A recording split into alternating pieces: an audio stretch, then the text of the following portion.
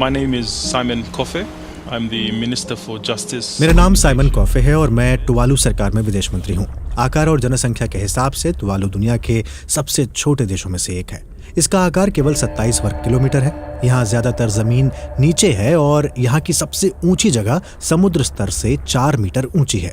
ये द्वीप प्रशांत महासागर के बीचों बीच है। हम जलवायु परिवर्तन के परिणामों के ठीक सामने हैं। यहाँ की राजधानी जहाँ मैं रहता हूँ वहाँ खाड़ी में द्वीप अब डूब चुके हैं और समय बीतने के साथ स्थिति बदतर होती जा रही है।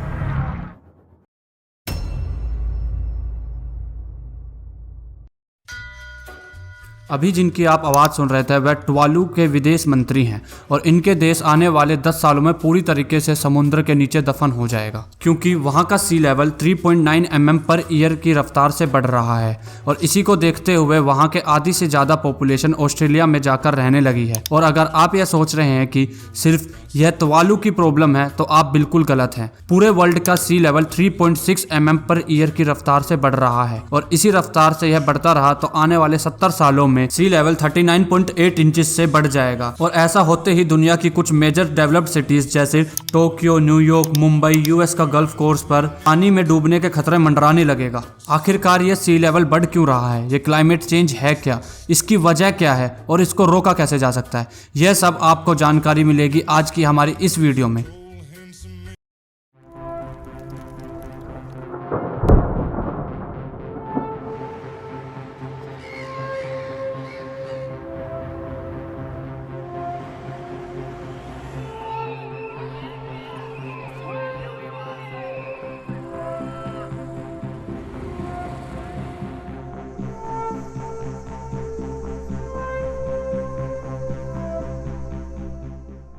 तो चलिए सबसे पहले तो आपको बताते हैं क्लाइमेट होता क्या है। बहुत से लोग क्लाइमेट और वेदर में कंफ्यूज होते हैं। जो वेदर होता है वो किसी भी एक प्लेस के एटमॉस्फेरिक कंडीशन को डिस्क्राइब करता है, वो भी एक शॉर्ट पीरियड ऑफ टाइम में।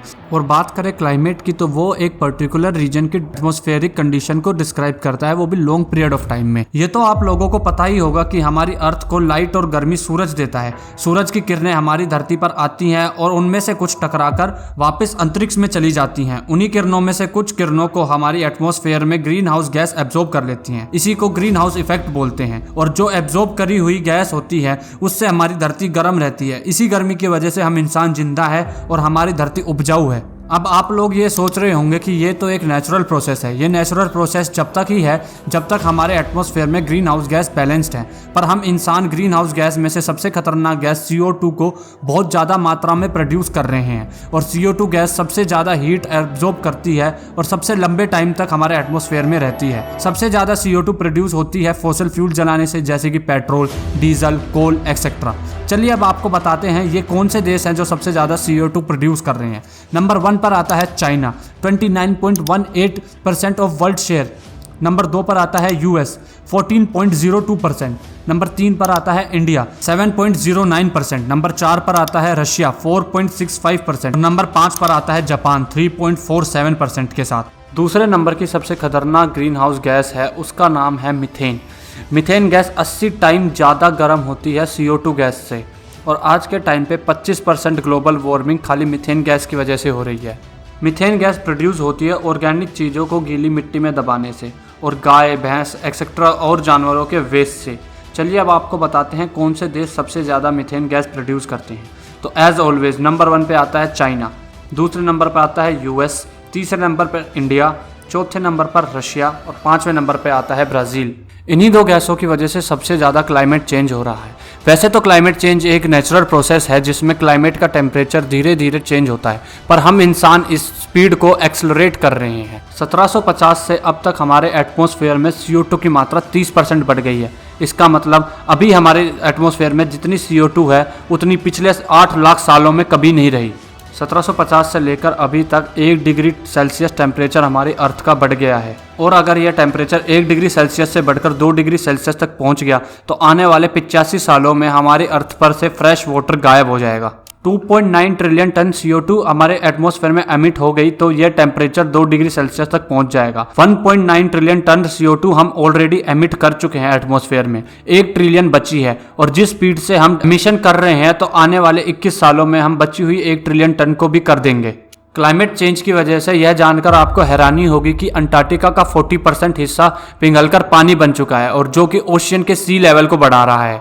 और अगर इसी स्पीड से समुद्र का सी लेवल बढ़ता रहा तो समुद्र के अंदर इतनी गर्मी पैदा हो जाएगी जिससे समुद्र के अंदर जो पौधे होते हैं, रीफ्स, वो मरना शुरू हो जाएंगे। और अगर वो मर गए तो पूरे इकोसिस्टम में से 9 मिलियन अलग अलग प्रकार की स्पीशीज लुप्त हो जाएंगी। इससे आप अंदाजा लगा ही सकते हैं कि क्लाइमेट चेंज हमारे लिए कितना बड़ा खतरा है। चलो अब आपको क्लाइमेट चेंज से बचने के लिए कुछ सॉल्यूशंस बताते हैं। पहला सॉल्यूशन है फॉसिल फ्यूल पर हमारी डिपेंडेंस कम करनी होगी। उसके लिए हमें कोई सस्टेनेबल एनर्जी सोर्स चाहिए जो फॉसिल फ्यूल को रिप्लेस कर सके, जैसे कि solar energy, nuclear energy, ethanol, wind power. और इस पर हम काम भी कर रहे हैं। जैसे कि यूएस को जितनी भी अभी एनर्जी की ज़रूरत पड़ती है उसमें से वह 20% पावर न्यूक्लियर पावर से प्रोड्यूस करता है और हमारा इंडिया मात्र 3.11% पावर उससे प्रोड्यूस करता है। आइसलैंड और काफ़ी देशों में CO2 सकिंग फैक्ट्री भी लगाई जा रही हैं। चलो आपको इस फैक्ट्री की थोड़ी सी वर्किंग समझा देते हैं। इस फैक्ट्री में लगी हुई मशीनें एटमॉस्फेयर में से हवा को सक करती हैं और उसमें से CO2 को फिल्टर करके बाकी गैसों को हवा में वापस भेज देती हैं। लेकिन सबसे आसान प्रोसेस और सॉल्यूशन है कि पेड़ लगाओ। वर्ल्ड में हर साल 15 बिलियन पेड़ काटे जाते हैं और 5 बिलियन पेड़ उगाए जाते हैं। तब भी हर साल हमें 10 बिलियन पेड़ का नुकसान होता है और जो 5 बिलियन पेड़ उगाए जाते हैं उनमें से बस 40% पेड़ बड़े हो पाते हैं। आपको यह जानकर हैरानी होगी कि पूरी दुनिया में बस 3 ऐसे देश हैं जो कार्बन नेगेटिव देश हैं और वो देश हैं भूटान, पनामा और सूरीनेम। नेगेटिव कंट्री का मतलब वो देश जो कार्बन प्रोड्यूस कम करते हैं और उल्टा CO2 को ज़्यादा एब्जॉर्ब करते हैं। और इसी के साथ आज की वीडियो को यहीं पर समाप्त करते हैं। उम्मीद करता हूँ आपको वीडियो अच्छी लगी हो। अच्छी लगी है तो लाइक करें, शेयर करें और चैनल को सब्सक्राइब जरूर करके जाएं। जय हिंद, जय भारत।